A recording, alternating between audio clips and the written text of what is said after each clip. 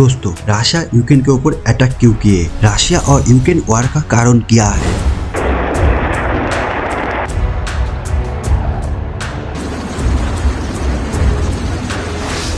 यही आज हम आपको इस वीडियो में बताने का कोशिश करेंगे। देखिए, इसका असली वजह है यूक्रेन का नाटो में शामिल होने का इच्छा जाहिर करना, और अमेरिका भी चाहता है यूक्रेन नाटो का हिस्सा बने। बस यही बात है जो रूस को अखाड़ जाती है। रशिया ऐसा बिल्कुल नहीं चाहता। रूस अमेरिका से लीगल गारंटी चाहता है कि यूक्रेन नाटो का कोई हिस्सा नहीं बनेगा। चलिए हम आपको अभी बताते हैं नाटो आखिर है क्या। नाटो का पूरा नाम है North Atlantic Treaty Organization. Second world war के बाद साल 1949 में अमेरिका, कनाडा, फ्रांस, ब्रिटेन और 8 अन्य यूरोपियन देशों ने मिलकर एक सैन्य गठबंधन किए थे। इस सैन्य गठबंधन को नाटो यानी नॉर्थ अटलांटिक ट्रीटी ऑर्गेनाइजेशन कहा जाता है। इस गठबंधन में अब 30 देश शामिल है। एक संगठन के तौर पर नाटो एक सामूहिक सुरक्षा गठबंधन रूप में काम करता है, जिसके सैन्य राजनीतिक तरीके से एक दूसरे मेंबर देशों की सुरक्षा में सहयोग करती है। अगर संगठन की किसी भी मेंबर देश पर कोई बाहरी हमला होती है या हमला की बात होती है, अटैक होती है, तो फिर सभी मेंबर देश मिलकर उसका मुकाबला करते हैं। यूक्रेन नाटो में क्यों शामिल होना चाहते हैं? यूक्रेन शुरू में ये मानता है वो अपने दम पर कभी भी रूस का मुकाबला नहीं कर पाएगा, क्योंकि उसके पास ना तो रूस जैसे बड़ी सेना है और न ही रूस की तरफ डेवलप हथियार है। साल 2014 में ऐसा हुआ जब रूस ने यूक्रेन का एक हिस्से को, जिसे क्राइमिया के नाम से जाने जाते हैं, उस पर एक तरह से अपना कब्जा कर लिया और उसे रूस में मिला लिया। और यूक्रेन का दौर इस बात का है कि अगर समय रहते हुए जरूरी कदम ना उठाया तो रूस पूरी तरह से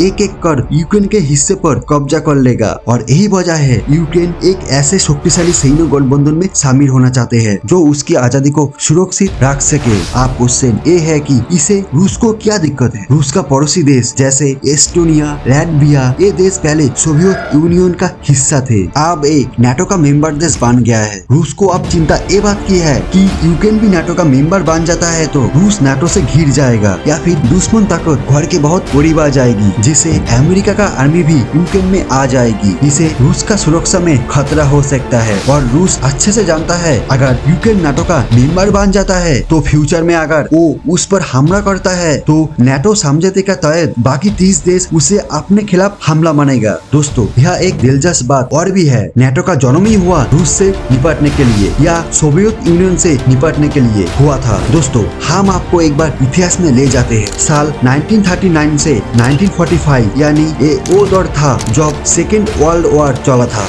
इटली, जर्मनी और जापान के खिलाफ America, France, Soviet union, Britain, ये सब ने मिलकर युद्ध किए थे। लेकिन साल 1945 में अमेरिका ने जापान पर परमाणु बम गिराए, तो इसके बाद सेकेंड वर्ल्ड वॉर तो खत्म हो गया। लेकिन सोवियत यूनियन को ये बात सही नहीं लगी और क्वेश्चन ये उठा कि मित्र देश होने के नाते अमेरिका ने उसे क्यों नहीं बताया कि उसके पास इतने घातक हथियार थे और वो इसका इस्तेमाल इस महायुद्ध में करने वाले थे। बस यही से रूस और अमेरिका का बीच कोल्ड वॉर की शुरुआत हो गई थी। दोनों में दुनिया भर के देशों को अपने पहले में करने के लिए एक तरह से होड़ सी लग गई और इसी समय नाटो का जन्म हुआ। अमेरिका ने 12 देशों का समर्थन से नाटो बनाया। आज 30 देश का ये एक मजबूत संगठन है।